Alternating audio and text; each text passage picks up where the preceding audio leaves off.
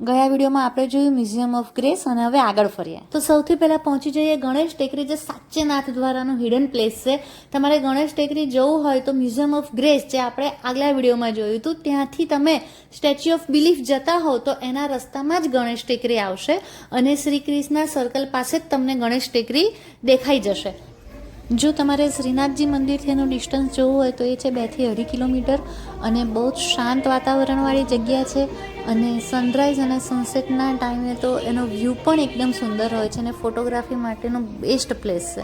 અને તમે અહીંયા અંદર જશો ને એટલે તમને એકદમ શાંતિનો અનુભવ થશે અને નીચે પાર્ક પણ છે અને નાના છોકરાઓ માટે રમવા માટે બગીચા જેવું પણ છે. અને અહીંથી અમે લોકો જોઈ રહ્યા છીએ હનુમાન દાદાનું મંદિર, જેમનું નામ છે શ્રીજી કે હનુમાનજી. તો તમે લોકો પણ નાથદ્વારા જાઓ તો અહીંયા ખાસ જજો શ્રીજી કે હનુમાનજીમાં. ત્યાં તમે ક્યાંય સુધી ગાડી લઈ જઈ શકો છો ને પછી ત્યાંથી તમારે ઓલમોસ્ટ 10 થી 15 મિનિટનું જ વોક છે એટલે હનુમાનજીની મૂર્તિ આવી જશે. તો નાથદ્વારા એટલે શ્રી ગણેશ, મહાદેવ, હનુમાન દાદા અને શ્રી કૃષ્ણ બધાનો સમન્વય, સંપૂર્ણ ભક્તિમય થઈ જવાય. તો તમે લોકો નાથદ્વારા ગયા છો કે નહીં? જો ગયા છો તો તમે આમાંથી કેટલી પ્લેસીસ વિઝિટ કરી છે મને ખાસ કમેન્ટમાં જણાવજો. બસ પછી ત્યાં ગણેશ ટેકરીથી નીકળે એટલે તરત જ ગણીને 5મી મિનિટે તો સ્ટેચ્યુ ઓફ બિલીફ આવી જશે અને ત્યાં એના ટિકિટ્સના રેટ છે. બહુ જ બધા અલગ અલગ પેકેજીસ હતા અને ત્યાં બહુ જ બધી વસ્તુઓ છે.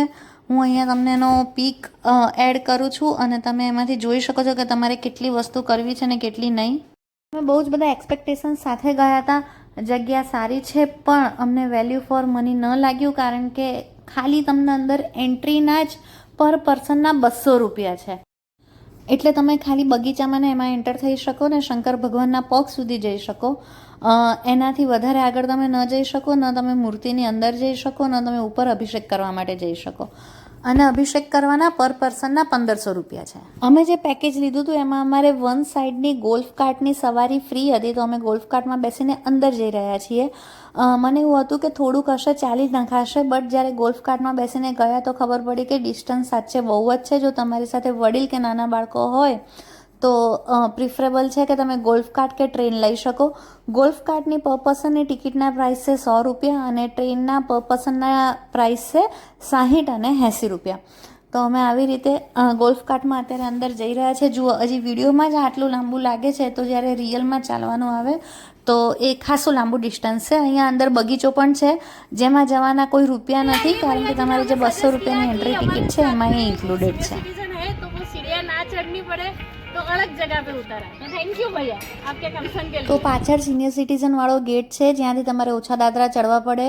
તો તમારી જોડે કોઈ વડીલ હોય તો એ ગેટથી જજો. અમે ગેટથી અંદર આવ્યા ને અહીંયા અમને બેસાડ્યા છે. પછી અમારી જોડે કન્સેન્ટ ફોર્મ જેવું કંઈક સાઇન કરાવડાયું કે બહુ જ ઉપર છે તો ત્યાં જઈને તમને કંઈક ચક્કર કે એવું કંઈ આવી જાય તો કોઈ ઇમરજન્સી નંબર ને એ બધું લખાવડાયું. તમે ફોર્મ ભર્યું. હવે અમે જે 600 વાળી ટિકિટ લીધી હતી એમાં 200 રૂપિયા હતા એન્ટ્રી ફીના, બીજા 200 રૂપિયા હતા વ્યુવિંગ ગેલેરી સુધી જવાના અને જે ગ્લાસ વોક છે એના. અત્યારે અમે લોકો છીએ શંકર ભગવાનના જમણા ખભાની સાઈડમાં અને ત્યાંથી સરસ મજાનો નાથદ્વારાનો વ્યૂ દેખાય છે અને અહીંયા જમણી બાજુ વાસુકી નાગના પણ દર્શન થાય છે. અને બસ પછી અહીંથી જે 20 થી 30 મીટર કહું છું, 20 થી 30 મીટરનો ગ્લાસ વોક કરીને અમે લોકો ગયા શંકર ભગવાનના ડાબા ખભા સાઈડ. અને અહીંયા જો આ ગ્લાસ ઉપર અમે વોક કરીએ છીએ, એક સ્ટેપ અહીંયા ઉતરવાનો છે અને તમે આટલા સ્ટેપ ઉતરીને તમે શંકર ભગવાનના ડાબા ખભા સાઈડ પહોંચી જશો એટલે તમે એક માળ નીચે ઉતરી જશો.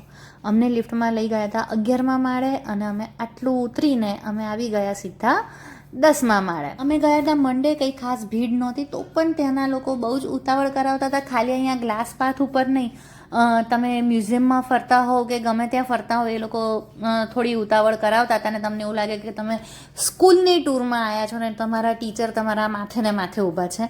જો અહીંયા કંઈ ખાસ બીક લાગે એવું છે નહીં, તો પણ આ ભાવિક ઓવર એક્ટિંગ કરી રહ્યો છે અને ઓવર એક્ટિંગના 50 રૂપિયા કાપો. ત્યાંથી પહોંચી ગયા અમે ડાબા ખભા બાજુ અને ત્યાંથી પણ અમે નાથદ્વારાનો વ્યૂ જોયો અને પછી અમે લોકોએ જે 600 વાળી ટિકિટ લીધી તેમાં બાકીના 200 રૂપિયા હતા નીજ આત્મમંથન મ્યુઝિયમના.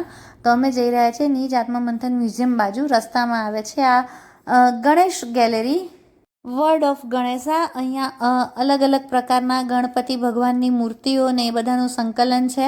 તો તમે એ જોવા જઈ શકો છો. અમે એની ટિકિટ નહોતી લીધી તો અમે ત્યાં નહોતા ગયા અંદર.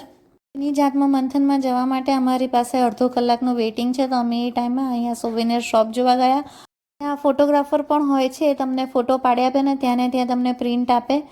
ત્યાં લખ્યું હોય છે ડુ નોટ ટચ, એટલે આ બેન જોઈ રહ્યા છે કે હું કશું ટચ તો નથી કરતી ને, બટ હું દૂરથી જ જોઈ રહી હતી. બસ પછી અમારો ઓલમોસ્ટ વેઇટિંગ પીરિયડ પૂરો થઈ ગયો છે. અમે લોકો ત્યાં ફ્રેશ થવા માટે વોશરૂમમાં ગયા હતા, બટ એ થોડું મેન્ટેનન્સ માગી લે એવું છે. અંદરનું બધું મેન્ટેનન્સ બહુ સુંદર છે, વ્યવસ્થિત છે. પછી આ અમારું મ્યુઝિયમ ચાલુ થઈ ગયું. તો સૌથી પહેલાં અમને બતાવે છે કે કઈ રીતે કન્સ્ટ્રક્શન કર્યું હતું અને કઈ રીતે આ સ્ટેચ્યુ બનાવ્યું છે. તો એ જોયા પછી ત્યાંના કેટલાક પિક્સને એ બધું અહીંયા ફોટો ગેલેરીમાં મૂક્યું છે. કન્સ્ટ્રક્શનના પિક્સ છે, મોરારી બાપુ આવ્યા હતા એના પિક છે. તે બધું જોતાં જોતાં અમે આગળ વધી રહ્યા છીએ. જુઓ અહીંયા પણ લિસ્ટ મૂક્યું છે કે સ્ટેચ્યુ ઓફ બિલીફમાં બીજું શું થાય છે. તો એડવેન્ચર એક્ટિવિટીઝ ઘણી થાય છે, બંજી જમ્પિંગ ને બધું પણ થાય છે, બટ એ મારા માટે એરિયા ઓફ ઇન્ટરેસ્ટ જરા બી નથી. પછી આ 5 તત્વો આપણા પૃથ્વી, જળ, અગ્નિ, વાયુ અને આકાશ, એના વિશે પણ થોડું નોલેજ આપ્યું. બ્રહ્માંડ વિશે ઘણું નોલેજ આપ્યું. અને ત્યાંથી આગળ ગયા તો અહીંયા આ રીતે 12D ડાયમેન્શનમાં નોલેજ આપ્યું. આ જગ્યા તમે ઘણી બધી રીલમાં ને એમાં જોઈ હશે. બધા લોકો એના બહુ જ વખાણ કરે છે. સારી હતી, હું એમ નહીં કહું કે જવા જેવી જ નથી, બટ ઓકે છે, કારણ કે ત્યાં તમને ઘણી બધી વસ્તુઓ બતાવે છે. ઓલમોસ્ટ 16 થી 18 અલગ અલગ ઝોન છે. તો એમાંથી મને 5 થી 6 ઝોન ઇન્ટરેસ્ટિંગ લાગ્યા, બાકીના બધા થોડા બોરિંગ હતા. અને ખાસ કરીને નાના બચ્ચા હોય તો એ લોકો ઘણા બોર થઈ શકે છે. પછી આગળ આપણે જોઈએ સમુદ્ર મંથનની ઝલક. તો દેવ અને દેવતાઓ વચ્ચે જે સમુદ્ર મંથન થયું હતું એની પણ ઝલક છે ને. અહીંયા શંકર ભગવાને જે વિષ પીધું એની વાત છે.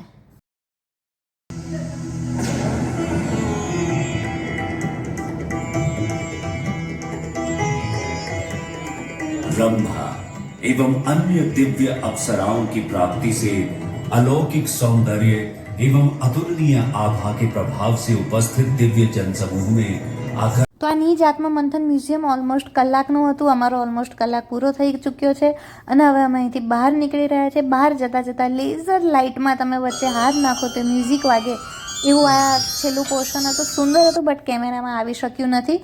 અને પછી અમે શંકર ભગવાનના અંગૂઠા પાસે ગયા, એટલે કે એમના પગ પાસે ગયા. એમના ચરણોમાં અમારું માથું નમાવ્યું, શીશ નમાવ્યું અને પછી અમે લોકો આગળ વધ્યા. ત્યાંથી ઉતરીને અમે થોડા ફોટા પડાયા. ત્યાં રિફ્રેશમેન્ટ માટેની પણ ઘણી બધી વસ્તુઓ છે, નાસ્તો છે, તમારે જમવું હોય તો જમી શકો છો. બટ અમે લોકો ત્યાં નહોતા ગયા કારણ કે ઘણું ચાલવું પડે એવું હતું. તો ચાલીને આગળ જવું આટલા તડકામાં, એના કરતાં અમે વિચાર્યું કે અમે લોકો ટ્રેનમાં રિટર્ન થઈએ. આ દીદી બહુ જ સ્વીટ હતા.